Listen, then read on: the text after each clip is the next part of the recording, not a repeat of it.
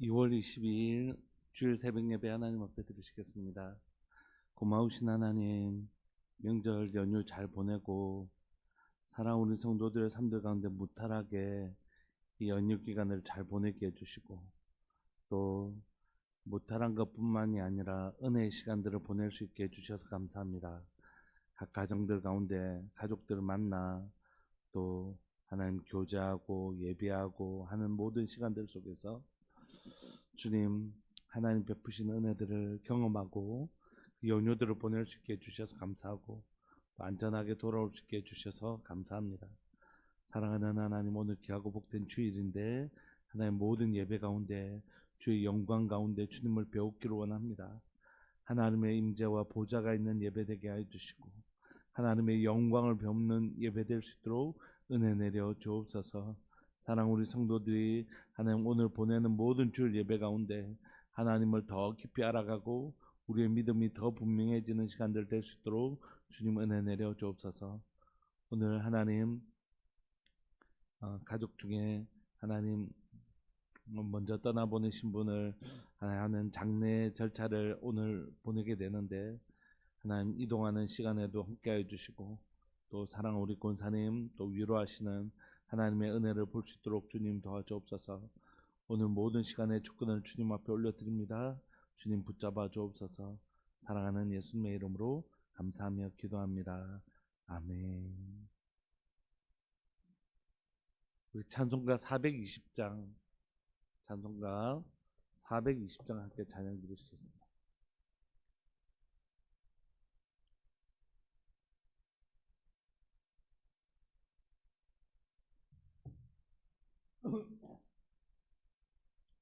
찬송가 420장입니다.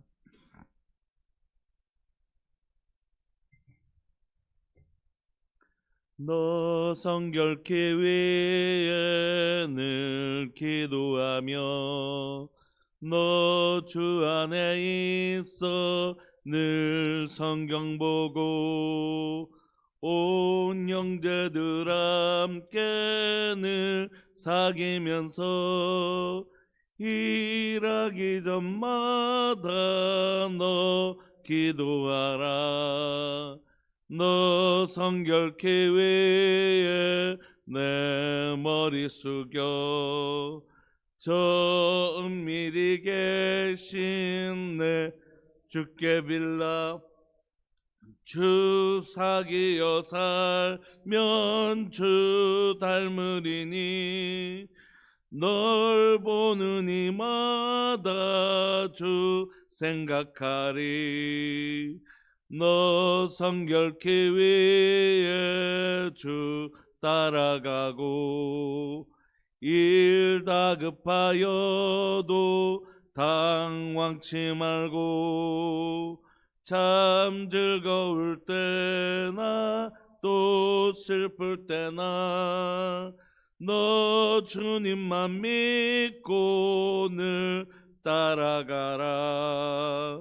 너 성결케 위에 늘 기도하며 내 소원을 주께 다 맡기어라. 너 성령을 받아 주 섬겨 살면 저 천국에 가서 더 잘 섬기리. 아멘. 하나님의 말씀 마태복음입니다. 마태복음 16장 1절부터 12절까지입니다. 마태복음 16장 1절부터 12절까지.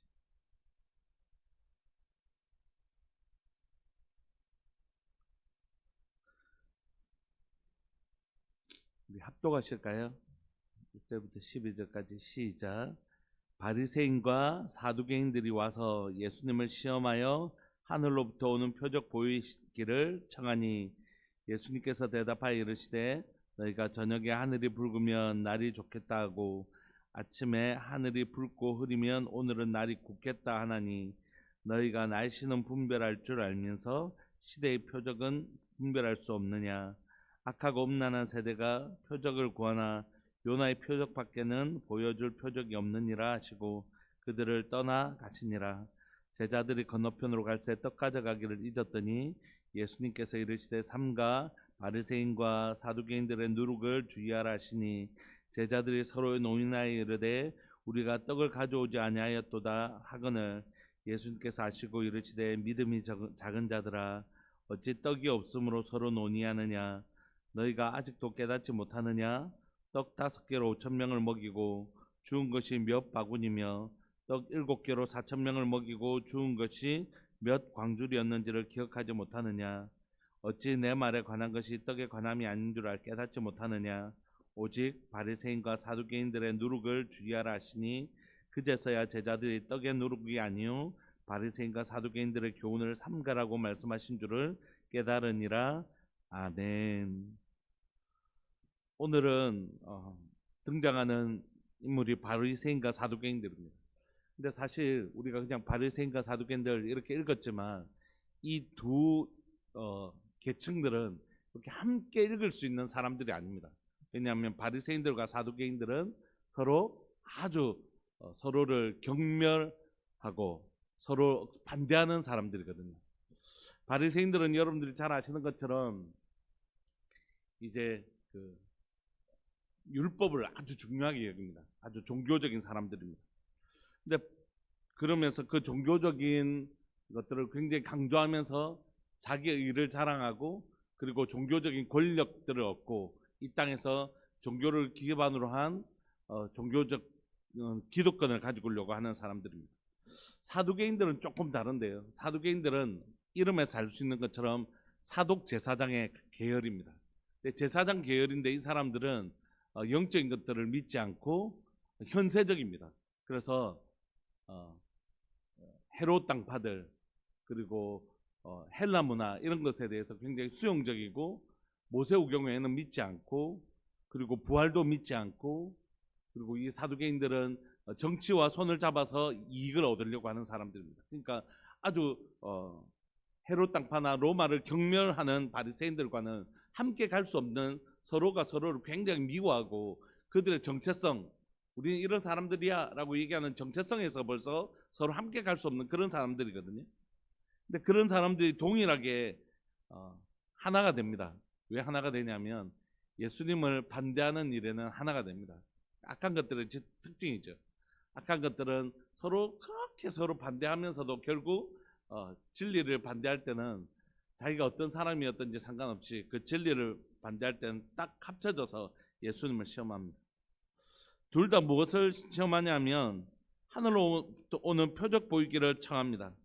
여기서 하늘로부터 오는 표적할 때 유대인들은 모두 다 헬라인은 지혜를 구하고 유대인들은 표적을 구합니다. 그들은 신명기 말씀을 근거로 해서 표적이 바로 이 사람이 하나님께서 보내신 참 선지자다 아닌지를 구별했기 때문입니다. 근데 오늘 본문에 보면 하늘에서 특별히 표적 중에서도 하늘에서 오는 표적을 요구하고 있는데 이 하늘에서 오는 표적은 하나님이 예수님을 보내주셨다. 이 사람 진짜 하나님 보내주셨다라는 것을 증거하는 그런 증거와 얘기합니다. 특별히 구약과 유대교에서는 하늘과 표적을 연결해서 인식하는 경향이 있는데요. 그건 뭐냐면 하나님이 모세에게 하늘에서 양식을 비같이 내려주실 것을 약속하셨고 또 하늘에서 만나를 내려주신다 말씀하셨잖아요. 뿐만 아니라 엘리야의 기도에 하늘에서 불이 내렸죠. 또 여호수아의 기적 중에서 기도원의 골짜기에서 이 해가 서고 달이 멈추는 하늘에 관한 기적이잖아요. 그러니까 이들은 땅에서 일어나는 이런 표적 말고 하늘에서 이렇게 공간이 땅이 아니고 하늘에서 이렇게 이루어지는 그런 표적, 이걸 하늘과 관련되어져서 이건 하나님만이 하실 수 있다 그렇게 이해했어요. 그래서 그런 표적들을 보면서 모세 봐, 엘리야 봐, 그리고 여호수아 봐, 하늘에서 하나님이 저 사람들을 하나님이 보내신 사람인 것을 증명하는 표적이잖아 이렇게 인식했습니다. 구약과 유대교에서는 특히. 그러니까 예수님 보고 뭐라고 하는 거죠? 하늘에서 오는 표적은 하늘에서 오는 표적은 하나님이 예수님을 보내주셨다. 이 사람 진짜 하나님 보내주신 사람인 것을 증명하는 표적이잖아 이렇게 인식했습니다. 구약과 유대교에서는 특히. 그러니까 예수님 보고 뭐라고 하는 거죠? 당신도 그런 표적 한번 보여주세요. 하늘에서 뭐 이런 거, 땅에서 우리가 뭐 이런 거 말고 하늘에서 막 이런 거 보여주세요. 막 이렇게 얘기한 것입니다. 그러니까 예수님도 뭐라고 얘기하시냐면 하늘 이야기 하시는 것이죠.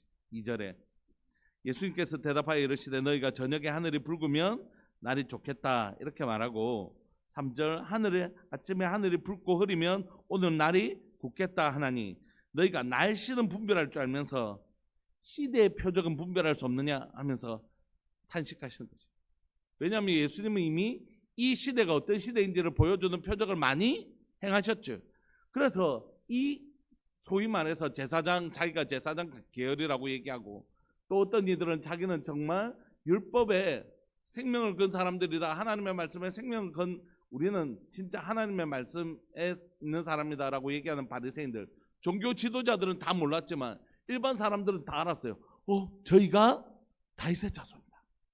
어떻게 다윗의 자손이다. 와, 저 행하시는 일을 봐라. 이렇게 행했잖아요.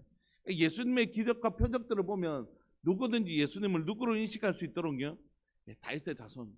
구약에서 이사야에서 약속하셨던 이사야의 예언을 성취하신 그 메시아인 것을 단번에 알 수 있었어요. 예수님께서 이 땅에 수많은 기적들을 행하시면서 사람으로서는 행할 수 없는 기적들을 행하시면서 그들에게 예수님이 누구시라고요? 이사야에서 약속하신 메시아이구나. 이걸 분명하게 알 수 있게 주셨단 말이에요. 그런데 그들이 하늘에 있는 날씨는 분별할 줄 알면서 시대의 표적은 분별할 수 없는 이유는 뭡니까? 사실 안 믿고 싶었던 거죠. 안 믿고 싶었던 것입니다. 그들이 몰라서가 아닙니다. 그들이 지식이 부족해서나 지능이 부족해서 이런 지혜가 부족해서 이런 문제가 아니라 그들의 마음이 어두웠기 때문입니다. 그래서 주님은 이 세대를 향하여 이렇게 얘기하십니다. 악하고 음란한 세대가 표적을 구한다. 이 세대를 향해서 하나님께서 예수님께서 뭐라고 말? 너희들 악한 건 내가 다 한다. 너희가 그 기적을 보고도 사실은 보고 싶지 않은 것이다. 너희가 설사 하늘에서 일어나는 신비한 표적을 보여줘도 너희는 또 다른 이유를 대고 믿지 않을 것이다. 그들은 예수님께서 보여주신 표적을 보았지만 믿지 않는 악한 세대입니다. 왜 음란한 세대라고 했냐면 음란한 건 뭡니까? 배우자를 향하여 믿지 못하고 불신하고 또 사랑하지 않고 이런 언약을 깨트리는 신실한 약속을 깨트리는 것이잖아요. 피스토스라고 하는 신실한이라는 단어로 번역되는 단어는 또 다른 말로 하면 믿음이라는 단어로 번역되는 단어와 똑같거든요. 그러니까 지금 이 사람들이 신실하지 않다는 것이죠. 하나님을 신실하게 믿지 않는 사람들, 기적을 보여줬지만 하나님을 믿으려고 하는 마음이 없는 사람들, 악하고 동시에 믿음이 없는 자들, 이렇게 얘기할 수 있죠. 그들이 더 큰 표적 보여주세요, 더 막 대단한 거 보여주세요, 이렇게 얘기하지만 요나의 표적이 뭡니까? 예수님 십자가에 죽으시고 부활하시는 그 요나의 표적밖에는 보여줄 표적이 없느니라 하시고 그들을 떠나가십니다. 그런데 이들과 이 대화가 여기에서 끊어지지 않고 예수님께서 이들을 보시면서 참 악하다, 참 음란하다 이렇게 정말 하시면서 이들을 떠나시는 동시에 이 제자들에게, 떠난 이후에 제자들에게 다시 한 번 더 간곡히 당부를 하십니다. 5절 제자들이 건너편으로 갈새 떡 가져가기를 잊었더니 떡을 안 갖고 온 거예요. 오병이어와 또 5,000명을 먹이시고 7,000명을 먹이신 이후에 있는 몇 광주리들 안 들고 온 거죠. 그것과 상관없이 이제 그들은 그렇게 그걸 깜빡하고 있었는데 예수님께서 이제 바리새인과 사두개인 그 대화를 끝나고 나니까 너무 속이 상하셨던 것 같아요. 그래서 제자들에게 뭐라고 말씀하시냐면 너희들 저 바리새인들하고 사두개인들의 누룩 주의해야 된다. 저들의 누룩 정말 주의해야 돼. 이렇게 말씀하시는데 제자들은 누룩? 떡 안 갖고 와서 그러시나? 이렇게 생각하는 거지. 실제 제자들이 서로 논의하여 이르되 우리가 떡을 가져오지 아니하였도다 하거늘 예수님께서 아시고 이르시되 믿음이 적은 자들아 어찌 떡이 없음으로 서로 의논하냐. 무슨 생각했겠어요? 그 떡 갖고 왔으면 우리 한동안 먹을 거 걱정 안 하고 잘 살 수 있었을 텐데 이런 생각하고 있는 거예요. 그러니까 안타까운 이 녀석들아, 믿음이 적은 자들아, 요 말이 뭐냐면 음란한 세대라는 단어와 똑같은 의미입니다. 그러니까 지금 이 제자들에게도 뭐가 보이기 시작하냐면 이 사두개인들과 바리새인들의 누룩이 보이고 있다는 것이에요. 누룩은 여러분 보입니까? 보이지 않죠. 이 누룩은 보이지 않습니다. 그런데 어느 순간 그 누룩이 있는지를 알아차리지 못하면 곰팡이가 확 번져가지고 온 음식에, 온 빵에 먹지 못하게 만드는 거죠. 이스라엘 백성들이 먹던 빵들은 대부분 이제 오늘처럼 방부제 처리를 한다거나 이런 게 아니지 않습니까? 그러니까 조금만 따뜻한 날씨나 습한 온도에 하면 금방 곰팡이가 설고, 그게 빵 전체를 곰팡이가 설게 만들어서 못 먹게 만들기도 하고, 또 가루에 있는 밀가루 안에 있는 곰팡이가 조금 들어가면 자루에 있는 것들 다 못 쓰게 만들기도 하고 그런 것이죠. 그런데 예수님께서 아시고 이르시되 믿음이 적은 자들아, 이들에게 지금 신실함이 없는 것입니다. 피스토스가 없는 것이. 어찌 떡이 없음으로 서로 논의하느냐. 어째 지금 당장 눈에 보이는 떡 가지고 이렇게 얘기하냐. 너희가 아직도 깨닫지 못하느냐. 떡 5개로 5,000명을 먹이고 준 것이 몇 바구니며 떡 7개로 4,000명을 먹이고 준 것이 몇 광줄이었는지 기억하지 못하냐. 현세에 네가 갖고 있는 이 어려움, 왜 현세에 떡 먹는 거 막 이런 것들에 집중하냐. 너희와 함께 하시는 그이가 누구신지 너희가 아직도 모르느냐. 주님이 너희에게 베푸신 그 놀라운, 언제든지 이것을 너희에게 주실 수 있는 주님이 너희 옆에 계신데 왜 떡을 가져오지 않은 것 때문에 염려하냐. 이렇게 말씀하시는 거예요. 11절 어찌 내 말에 관한 것이 떡이 과담이 아닌 줄을 깨닫지 못하느냐. 오직 바리새인과 사두개인들의 누룩을 주의하라 하시니 그때서야 제자들이 떡의 누룩이 아니요 바리새인과 사두개인의 교훈을 삼가라고 말씀하신 줄 깨달은 것입니다. 그렇다면 여러분, 예수님이 그렇게 주의하라고 말씀하신 바리새인과 사두개인의 누룩은 뭡니까? 이들은 전혀 다른 종류의 사람들이었거든요. 하나는 종교적이었으나 그 종교적인 권력을 통하여 세상에서 기득권 얻으려고 하는 사람이었고, 사두개인들은 굉장히 종교적인 사람이어야 되고 심지어 마지막까지 제사장의 직분들을 감당했던 사람들입니다. 근데 그 사람들은 그런 종교심을 다 버리고 어떻게 해요? 헤롯이나 세상 권력과 유착해서 세상에서 자랑이 되고 싶었던 사람들입니다. 어떻게 보면 이 두 사람들의 뿌리는 비슷하다고 할지 모릅니다. 종교적인 것.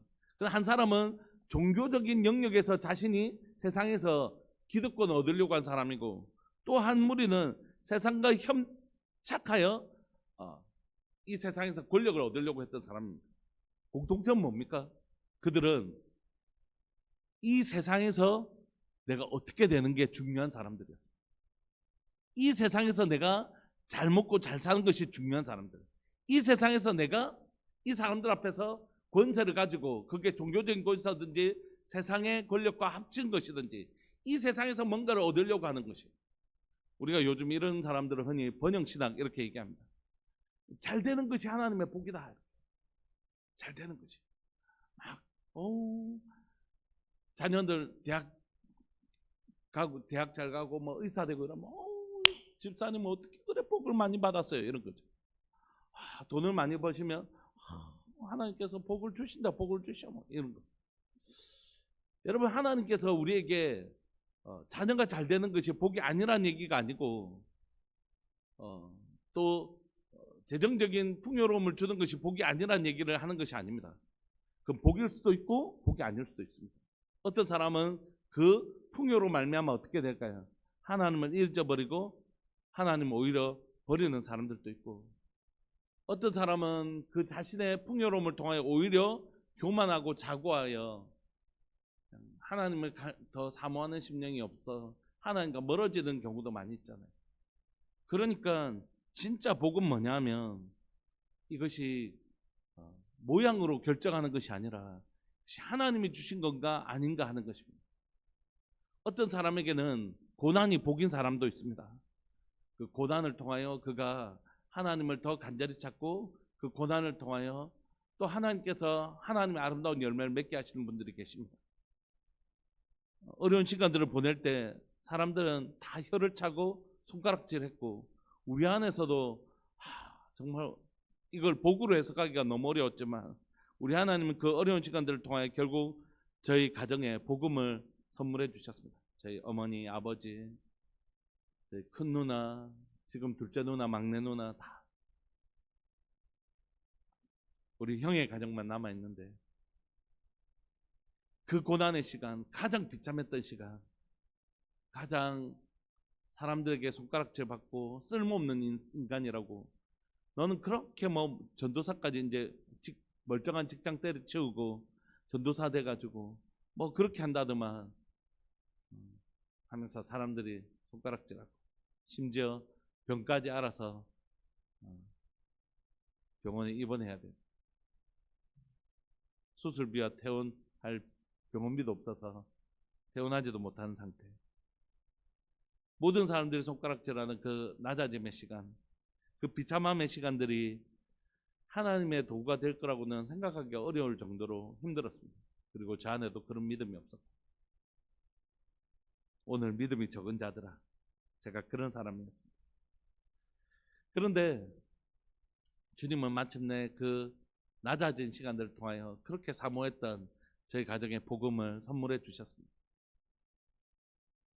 근데 이 사람들의 관심은 이것이 하나님의 뜻인가 아닌가 이런 데 관심이 없었어요. 오직 이 사람들 앞에서 영광을 얻을 수 있는 건가 없는 건가, 그게 이 사람들의 복의 기준이었고 그 사람들이 하늘에서 막 이런 표적이야말로 하나님의 표적이다 이렇게 얘기했어요. 근데 그들에게 보여줄 표적은 뭐밖에 없었다고요? 십자가의 죽으심. 그들은 절대 십자가의 죽으심을 해석해내지 못할 사람들입니다. 왜냐하면 그들은 영광, 능력 막 이런 것만 하나님의 복이라고 생각했던 사람들이 있기 때문에 그들은 절대 십자가를 이해할 수 없는 것입니다. 마치 오늘날 유대인들이 예수 그리스도를 받아들일 수가 없는 거예요. 그들에게는. 왜냐하면 그들에게 메시아는 뭐냐면 하늘에 있는 7영을 막 불러 12영이라도 불러서 막 이걸 초토화시키고 막 힘과 능력으로 임하셔야 되는 그런 권세로 임하셔야 되는 분이신데 예수님은 자신들을 위해 십자가에 죽으시고 그들이 말하는 저주받은 십자가에서 십자가에 죽으시고 부활하셨다고 하는데 그건 믿지도 못하고, 그러니까 그들은 예수님을 도무지 받아들일 수 없는 것이, 어쩌면 눈에 보이는 영광스러운 표적들, 기적, 초자연적인 능력 막 이런 것만 바라는 그들에게 십자가에 죽으신 주님은 도무지 구줄 수가 없는 것입니다. 그런 누룩이, 그 기준으로 생각하면 유대인들에게도 지금 누룩이 있다고 할 수 있겠죠. 이 누룩은 오늘날 그러면 우리들에게는 있는가? 제자들에게는 있었는가? 있었죠. 어떻게 했죠? 제자들이 예수님 오른편에 나, 왼편에는 우리 형제 야고보와 요한이 그렇게 얘기하잖아요. 그러니까 제자들이 막 싸우잖아요. 야, 네가 뭔데 예수님 오른편에 왼편에 안 나와? 예수님 십자가에 죽으러 가시는데 십자가의 길을 행하시는데 그들의 관심은 오로지 내가 오른편에 앉는가 왼편에 앉는가, 주님 죽기까지 주님을 따르겠습니다, 이게 아니에요. 그들에게는 십자가 사실 별로 관심이 없고 십자가 얘기하면 싫은 거예요. 알아들었는데도 알아듣기 싫고 막 그런 거죠. 죽는다 하니까 뭐 싫은 거죠. 우리는 지금 한 자리 하려고 가는데 막 예수님 죽는다고, 예수님을 따라가는 길은 십자가 지는 길이라고 하고 십자가가 좋은 겁니까? 그들에게 싫죠. 그러니까 막 알아듣기 싫은 겁니다. 제자들도 이 누룩이 그렇게 조심하라고 하셨거늘 결국 이 누룩이 그들 안에 번졌습니다. 고민하는 건 뭐냐면 이 누룩이 한국 교회 안에는 있는가 생각해 보면 있는 것이, 큰 교회가 되는 게 부흥이라고 생각하는 거예요. 유튜브를 잠시 봤는데 또 이런 걸 만드는 사람들이 있어요. 세습한 한국 5대 교회 이렇게. 그래서 우리나라에서 큰 5교회가 다 세습을 했더라고요. 금남교회, 뭐 명성교회, 뭐 이런 교회들 다 자기 아들한테. 그 큰 교회 목사가 되면 세상적으로도 얼마나 큰 권세를 누릴 수 있는지 모릅니다. 저 같은 목사야 밖에 나가도 뭐 그렇지만 교회 규모가 있어 보십시오. 지금 같은 이제 선거철이 다가와 보십시오. 정치인들 난리 납니다. 지금 인사하러 온다고.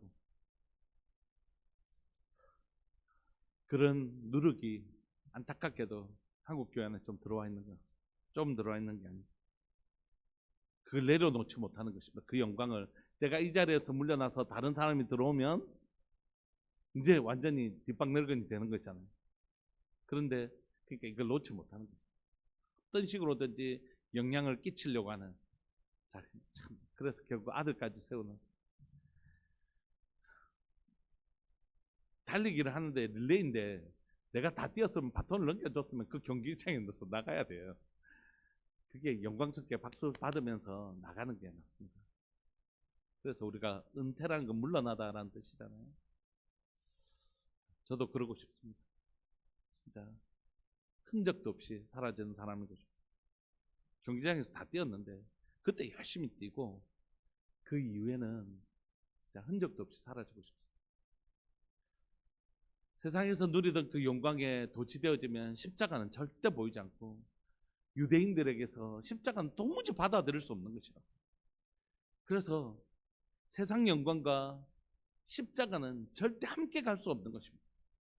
그럼 누군가가 이렇게 얘기하죠. 목사님, 그럼 그리스도인들은 다 가난하게 살아야 됩니까? 이 말에는 뭐가 들어가 있냐면 나 그렇게 살기 싫습니다라는 말이 그렇게 말하면 싫습니다. 그리고 그렇게 말하는 것에 대해서 난 부담스럽습니다. 이런 마음이 들어가 있는 거죠. 진짜 십자가를 아는 사람들은 그런 질문을 할 필요가 없습니다. 나는 부하든지 가난하든지 상관없기 때문에 나는 우리 주님이 걸어가신 길이라면 나는 그게 내한테 상관없고 우리 주님이 걸어가신 게 우리 주님 손 놓지 않고 나는 가고 싶기 때문에 그런 질문을 할 필요가 없는 것입니다. 그게 싫고 부담스러우니까 그 얘기를 하거든요. 물론 이렇게 얘기해 주면 그분들의 마음이 좀 편해질지 모릅니다. 예수님을 믿는다고 해서 다 가난한 건 아닙니다. 예수님을 믿는다고 다 하층 계급이 돼야 되는 건 아닙니다. 이렇게 얘기하면 그렇지요 하면서 마음에 안심이 되는 경우도 있잖아요. 근데 그 마음의 중심을 자세히 들여다보면 사실 그건 내려놓지 못하는 거죠. 하나님 어떤 사람들을 높은 지위에 올려서 쓰시는 사람도 있고 어떤 사람은 아주 가난하게 해서 쓰시는 사람들도 있습니다. 그러나 이왕이면 높은 지위에서 사용되면 좋은 건 아닙니까? 이렇게 말하는 사람들의 중심에는 사실 내려놓음이 없는 거죠. 진짜 십자가의 길을 걸어가는 사람들에게는 하나님 그 내게 중요치 않습니다. 빈들은 궁궐이나 초막이나 내 주 예수 계신 곳 그 어디나 사랑합니다. 주님께 함께 가고 싶습니다. 내게 그게 소망입니다. 이 중심을 가진 사람만이 십자가의 길을 걸어갈 수 있다. 성경이 이렇게 얘기하거든요. 그래서 누룩은 안타깝게도 잘 보이지 않는다는 것이죠. 자기도 자기 속에 있는 누룩을 인정하고 싶지 않은 거예요. 아니 내가 그런 뜻이 아닙니다. 내가 그런 뜻이 아니고 그냥 그렇다고 해서 그리스도인들이 다 가난하게 살면 뭐 그리스도인 다 그렇게 살아야 됩니까? 막 이렇게 이제 이상한 논리를 펴고 싶은 것일 뿐이죠. 우리에게 오늘 본문에는 부하냐 가난하냐에 관심은 1도 없는 본문입니다. 그것을 계속 붙잡고 질문하고 싶은 건 그걸 내려놓지 못하는 누룩이 사실은 들어와 있기 때문이죠. 제게도 그런 게 있습니다. 여전히 꼭 교회가 작아야만이 거룩하나 크면서도 거룩할 수 있지 이런 마음이 저한테 있어요. 그런데 진짜 십자가의 길을 걸어가는 사람들에게는 그건 별로 관심이 없는 거예요. 하나님께서 많은 교회 규모를 크게 하실 수도 있고 작게 할 수도 있지만 그의 중심에는 진짜 정직한 중심에는 한 영혼이라도 건지는 것에 관심이 있고 결과물로 성도들이 늘고 이런 거는 당연한 일이지만 단순히 다른 교회 사람들 데려오거나 수평 이동하거나 이런 편법이라는 방식을 통하여 교회를 성장시키고 싶은 생각이 없는 거예요. 아예 그런 관심이 없는 거예요. 자신의 관심은 오직 십자가의 길을 걸어갈 수 있는 거예요. 우리 주님 손잡고 걸어가고 싶은 것이지, 그것이 나의 부르심이 세례요한처럼 그렇게 끝을 낼 수도 있고, 야고보처럼 제자들 중에 제일 먼저 순교를 당할 수도 있고, 또 누구처럼 사도 바울처럼 막 이렇게 많은 사람들이 자신을 통하여 예수님을 믿는 영광을 누릴 수도 있지만, 그건 그렇게 중요한 게 아닌 것이 그 사람들에게. 왜냐하면 그 사람들의 관심은 그냥 사랑하는 우리 주님 손 놓지 않고 주님이 나를 부르신 그 부르심의 길을 따라 쭉 가는 것입니다. 말씀을 마무리하고 싶습니다. 사랑하는 우리들 교회가, 목사님 그래도 우리는 되게 그런 것에 대해서 그런 노력은 많이 없는 교회 아닙니까? 이렇게 얘기할 수 있을런지 모릅니다. 그 모를 일이에요. 목사님 그런 노력 없으시죠? 모를 일입니다. 나중에 지금은 1도 그런 생각이 없습니다. 그런 생각이 1도 없습니다. 그렇지만 교회가 10,000명이 되었다고 생각해 보십시오. 제가 은퇴할 쯤에 10,000명쯤 되었는데, 울산에 있는 10,000명이면 울산에서 제일 큰 교회 되는 거 아닙니까?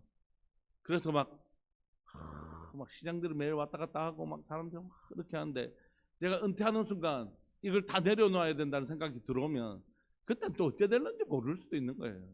사람이. 그러니까 언제 변질될지 모릅니다. 언제 변질될지 모릅니다. 그때는 여러분들이 멱살 잡고라도 저를 끄집어 내려야 되는 것이에요. 목사님 안 한다고 했잖아요. 빨리 내려오세요. 막 이렇게 해야 되는 거예요. 그 자리에 계속 계시면 안 됩니다. 진짜 평생 그거 안 하신다고 말씀하셨잖아요. 그 노력과 싸우겠다고 말씀하셨잖아요, 목사님. 진짜 그러시면 안 됩니다고. 막 그때는 나름대로 멱살 잡으시면 안 되고요. 그때 진짜 제 멱살에다 잡고 진짜 내려오라고 하셔야 돼요. 우리 주님이 주인 되시는 곳이죠. 우리가 가야 될 곳은 십자가의 길입니다. 사랑하는 여러분, 지금은 우리가 연약해서 그게 안 보일 수도 있지만, 우리 가운데 우리가 가진 기득권이 커지면 우리도 언제든지 변질될 수 있는 사람이라는 걸 인정해야 된다.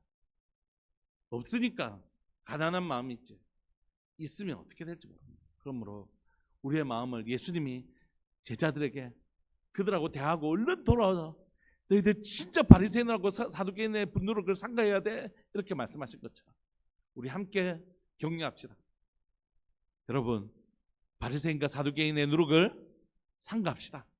여러분들도 저에게 얘기해 주십시오. 목사님, 바리새인과 사두개인의 누룩을 삼가해야 됩니다. 예, 진짜 삼가하겠습니다. 우리 함께 진짜 세상의 영광 내려놓고 하늘 영광 바라보면서 주님이 내 손잡고 가자고 하신 그 십자가의 길, 주님이 기뻐하시는 순종의 길, 우리 함께 잘 걸어가는 하나님의 백성 되기를 간절히 바라고 소망합니다. 우리 시간 통성으로 한번 기도하실까요? 오늘 예배, 모든 예배 가운데 주님, 진짜 우리 주님을 만날 수 있도록 주님 도와달라고 기도하시고, 또 우리 고경학 권사님 시부 장례식 우리가 갔다 와야 되는데 오고 가는 길 가운데 안전하게 해주시고, 홀로 믿으신다고 그러시더라고요. 권사님을 위로하는 시간 되었으면 좋겠다, 그런 마음이 있습니다.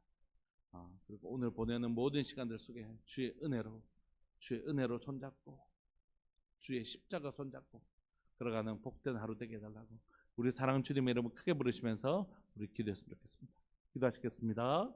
주여, 살아계신 하나님 아버지, 역사하시는 하나님 감사합니다. 귀하고 복된 주일 우리에게 허락하여 주셔서 너무너무 감사하고, 귀하고 복된 주일 가운데 주님 우리와 함께 하시니 감사합니다. 살아계신 하나님 아버지, 역사하시는 하나님, 이 하나님의 귀하고 복된 하나님의 주일, 하나님의 새벽 예배를 드리게 하여 주시고, 또한 하나님이여 주일 하나님의 9시 우리 다음 세대 예배, 사랑하는 우리 유치부 아이들, 유초등부 아이들, 중고등부, 우리 청년부에 이르기까지 이 예배가 하나님 우리 아이들의 신앙에 또 하나의 하나님의 건축자의 돌이 될 수 있도록, 하나님의 그렇게 한 벽돌 쌓아가는 귀한 예배 될 수 있도록 은혜 내려주시고 은혜 내려주시기를 주님 간절히 바라고 소망합니다. 사랑하는 하나님 아버지, 다시 한 번 더 주의 은혜를 구하오니 하나님 우리가 드리는 하나님 11시 예배 가운데 함께하여 주시고 하나님 주님이 우리를 어떻게 사랑하셨는지 주님이 인도하시는 길이 어떤 길인지 주님이 우리의 손잡고 걸어가시려고 하시는 그 길이 어떤 길인지 이야기하시고 진짜 가치 있는 길, 진짜 소중한 길 분별할 수 있는 은혜를